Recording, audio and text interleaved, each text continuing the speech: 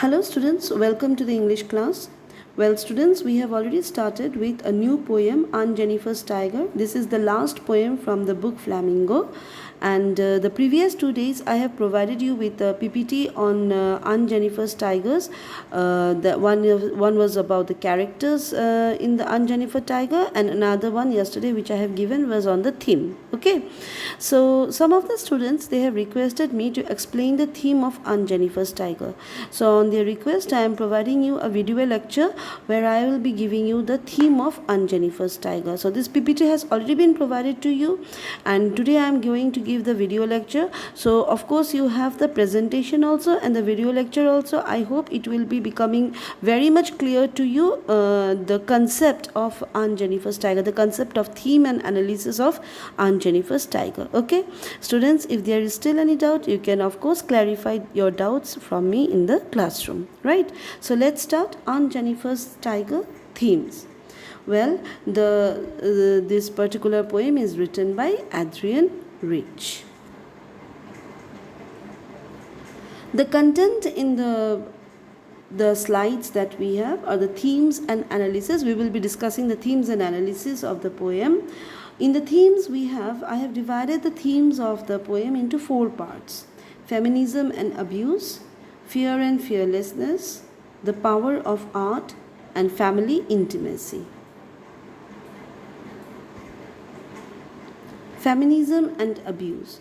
Aunt Jennifer's Tiger give lots of importance to this particular theme. Actually, the Adrienne Rich has written the poem on feminism only. Okay, raising the issue of domestic violence, raising the issue that how women folk are still being dominated by the men folk in the society. Okay, how women are very much they cannot express their viewpoint and they have to remain submissive in front of their male counterpart. Okay, at its root, feminism is the proposition that legal and social structures favoring men at the expense of women are unjust. In the poem Aunt Jennifer's Tigers, the specific structure under discussion is Aunt Jennifer's marriage. The reader is given various clues that the power balance of Aunt Jennifer's marriage is tilted against her and that Aunt Jennifer herself is profoundly unhappy. One of the most telling clues is that the speaker refers to the wedding ring Aunt Jennifer wears as Uncle's wedding band rather than Aunt Jennifer's. This is very interesting. Here the theme of the story or the theme of the poem is of course how Aunt Jennifer is very, very unhappy in her married life. And this is very much obvious with that particular line where it is being told Uncle's wedding band. Now when two persons marry each other, you know there are exchanges of rings. Okay, now these exchanges of rings shows that two persons are equally responsible to keep their married life happy. Okay, now here when we are discussing about the marriage life of Aunt Jennifer, the speaker is saying Uncle's wedding band, means the wedding band is of uncles but not Aunt's wedding band. It is not Aunt Jennifer's wedding ring, but it is the band of uncle. That means the shackles, the chain through which the uncle is captivating Aunt Jennifer. That is what has been highlighted in the poem. Aunt Jennifer's marriage may be physically abusive, which is implied in the description of Aunt Jennifer as being terrified. At the time the poem was written, domestic violence was often treated as a private family matter and not spoken about directly. The way the poem handles Aunt Jennifer's suffering is consistent with this social norm. Students, you know this poem had been written in the year or published in the year 1951. In 1951, leave aside India, in European countries also women were not very much having the freedom. Okay, they were not allowed to have equal status in the society. They were not allowed to go to any school, they were not allowed proper education, and married life means where a woman have to stay at home and have to look after the family. Okay, they have to look after the children, raise up the children, okay, give all the morality values to the family, but in return they are not supposed to get anything back. Okay, that was in the European country, and so was the condition in Indian with the Indian women also. So this poem was written in such a time when women were not given the freedom, at least where women, when once married, and if they are being dominated by their in-laws or by their family, they have to accept it, and that also with what we can say with subtle politeness and all, right? With a female speaker, the poem is not just an exploration of Aunt Jennifer's marital troubles, but it further tracks the realization the speaker experiences while watching it. The skill and passion Aunt Jennifer pours into her creation speaks to the rich internal life of the female characters. So, the way Aunt Jennifer had embroidered the tiger scene in that particular piece of cloth shows that Aunt Jennifer is very rich, culturally very rich, and knows, okay, the importance or the taste of freedom. But unfortunately, she cannot have it in her life in reality. The next theme about the theme is fear and fearlessness. Aunt Jennifer and the tiger are providing two, what we can say, contrasting images. Okay, the tigers are introduced to the reader with the foreshadowing line that they do not fear the man beneath the tree. By contrast, Aunt Jennifer's life is circumscribed on all sides by fear. She is described as terrified and weighed down by the ordeals of her marriage. The fear she feels is a tool to control her. This is evidenced by the way her wedding ring, or rather her husband's wedding ring, weighs down her hand at all times. The juxtaposition of the tigers who fear nothing with Aunt Jennifer, who is so afraid to her hands flutter against her stitching, helps highlight the pervasiveness of her fear. They are a counterexample, possibly a wish for a strength Aunt Jennifer does not feel she can exercise. So the tiger remains constant throughout the poem, okay, and only seems to become stronger as the poem progresses. However, it is Aunt Jennifer who, in her death, gradually fades away. She, in her death, gets defeated due to her unfulfilled desires. Okay, the tiger is a complete contrast of Aunt Jennifer. Right, so where the tiger is the symbolism of freedom of spirit, Aunt Jennifer only dreams of attaining it but never achieves except in her dreams and art. So, metaphorically, we can say that Aunt Jennifer represents all women as a group, women who are victims of male superiority and domination. Right, so tigers is the dream, is the desire of Aunt Jennifer, and the reality is something else. So we can say tigers are completely a contrast of Aunt Jennifer's reality. So where tiger represents fear, chivalry, Aunt Jennifer, tiger, I'm extremely sorry, tiger represents fearlessness, which represents the chivalric attitude. Aunt Jennifer represents what? Fear. Aunt Jennifer represent submissive, okay, very much submissive, who accepts the domination of her husband very politely, right? The power of art. The tigers are Aunt Jennifer's magnificent creation, and they are outside the control of any of the oppressive factors in her life. They are an escape for the character and something magical in a world otherwise defined by an unhappy marriage. Furthermore, the poem speaker connects to Aunt Jennifer through her art. The speaker marvels at the tigers and understands Aunt Jennifer more completely for having admired them. Rich was a firm believer that poetry had the power to speak to people on a level that transcended mere words and language. She believed it was a deeper, truer transmission of meaning and symbolism. In many ways, the tigers also serve this function between Aunt Jennifer and the speaker, who exchange no dialogue with the body of the poem. The embroidered tigers bring another layer of symbolism to this theme, as they are created through needlepoint, an art form that in the 1950s was associated almost exclusively with women. As I have already told you in the previous slide, that the tiger symbolizes the freedom of spirit of Aunt Jennifer, okay, and that freedom, that Aunt Jennifer's desire, that she also wants to achieve that freedom, okay, or desire or dreams to achieve that freedom just like the tiger, has been expressed through her artwork. Needlework, as it is being told, was completely means the work of the women, means it was never expected in 1950s or 1940s, or even in the end of the 1950s also. It was never accepted in the society that men folk can do the needlework, means needlework is exclusively meant for the women. Now, it is through that work which is exclusively meant for the women, it is through that women's work that Aunt Jennifer is expressing her desire.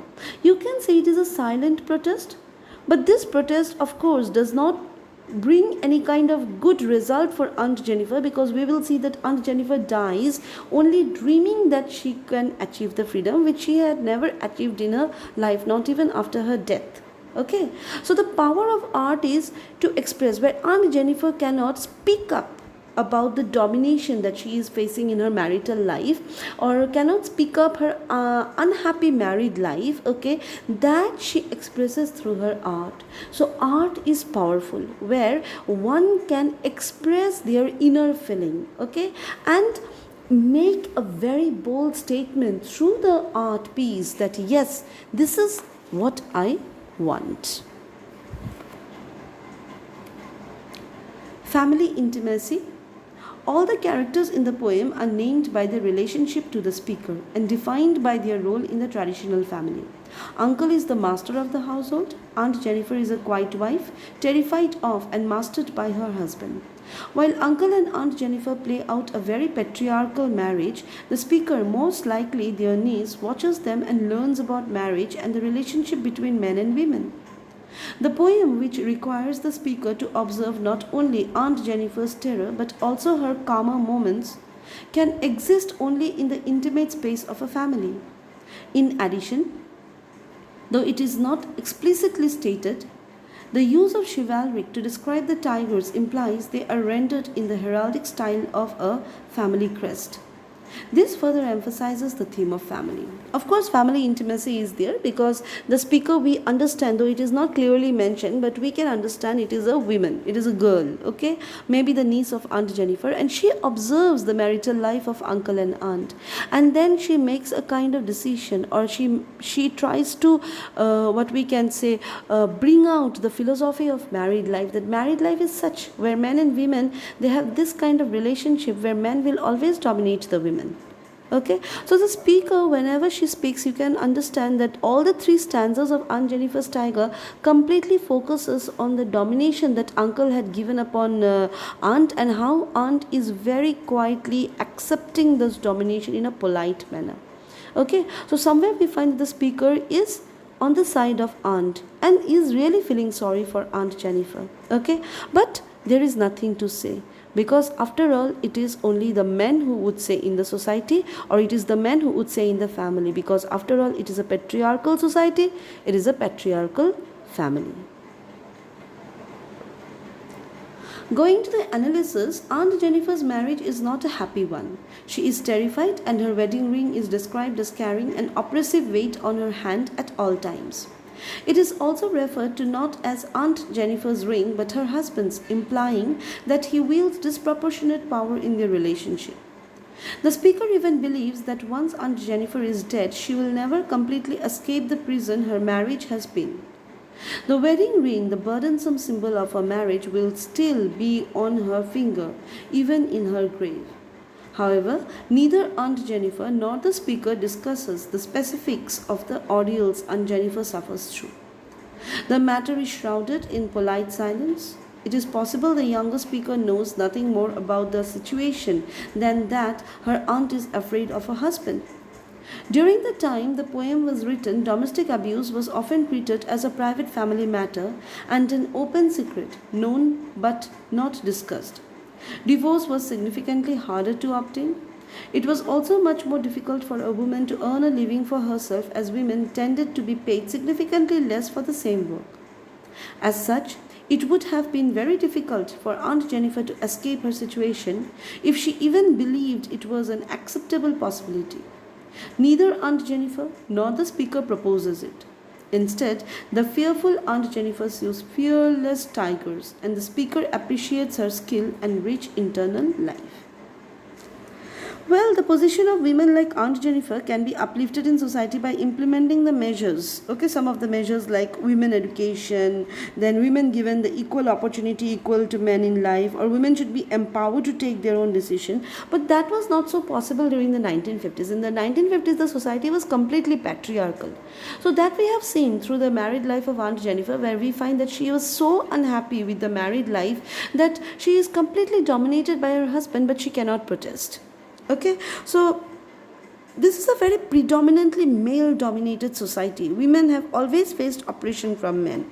Okay, now Aunt Jennifer's Tiger, through Aunt Jennifer's Tiger, the poet has raised the voice that we need to protest. We need to protest against such kind of society where women should be given the freedom. They also should have the equal status in the society. For the same piece of work, a man is paid highly compared to a woman. On what ground should it be done? Okay, there is no answer.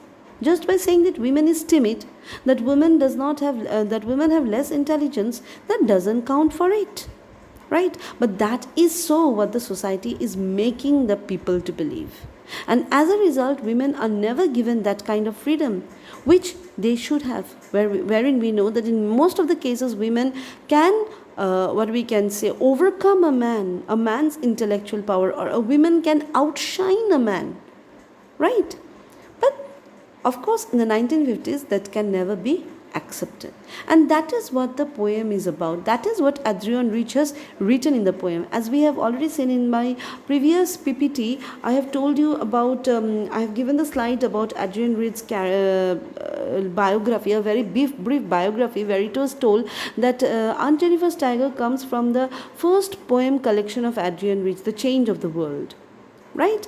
And of course, that time Adrienne Rich was quite young and she had seen the world around. And later on also we have found that Adrienne had followed the feminist protest movement and became one of the vocal of who had been very much vocal about feminism and women's freedom and women emancipation and all these things.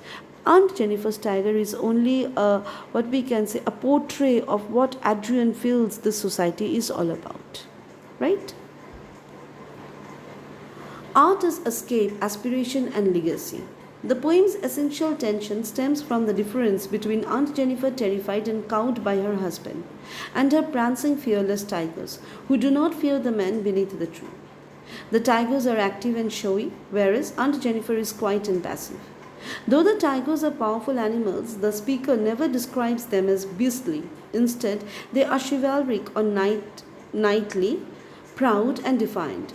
Because the tigers are Aunt Jennifer's creations, their qualities are implied to be present, at least potentially, inside her. The reader is never given Aunt Jennifer's perspective on the tiger specifically. Aunt Jennifer herself ventures no opinion in the poem, and presumably she is careful not to venture too many opinions in general. However, if the reader trusts the speaker and considers the amount of work a struggling Aunt Jennifer puts into creating the tigers, it can be assumed they are important to her as well. Aunt Jennifer continues her work despite her difficulties. She creates beautiful scenes of wild animals that cannot be tamed or terrorized, and the chivalric certainty of these images is contrasted with the terror of her real life. It is likely then that art serves as an escape for Aunt Jennifer, with the tigers living as she wishes she could. More than this, the tigers inspire the speaker. Her aunt, possibly unintentionally, speaks to her through the art. The tigers continues prancing on, even after Aunt Jennifer had passed away, providing a legacy that transcends words and time. So, of course, we have already discussed about the power of art. We have already discussed about the difference between Aunt Jennifer and the tiger. We have discussed that what the tiger actually symbolizes. It is the desire of Aunt Jennifer to be free. And that is what art is, an escape. It is through this art, because Aunt Jennifer in reality cannot taste the freedom of escape, freedom. So she wants to escape from this dominated life through art, and it is through art only, through this embroidery only, that Aunt Jennifer lives a life of freedom. Okay, otherwise in reality she is very much submissive, timid and dominant. Students, I have gone through each and every slide. I have explained the lines very clearly. I hope you have understood now the theme and the main crux of the poem. Okay. If still there is any doubt, please clarify your doubt in the classroom. Okay. You can ask me questions. I will of course clarify your doubt. In my next class, I will be providing you with a video lecture where I will be giving the line by line explanation of the poem. Till then, students, study well. Stay safe, be healthy. Thank you.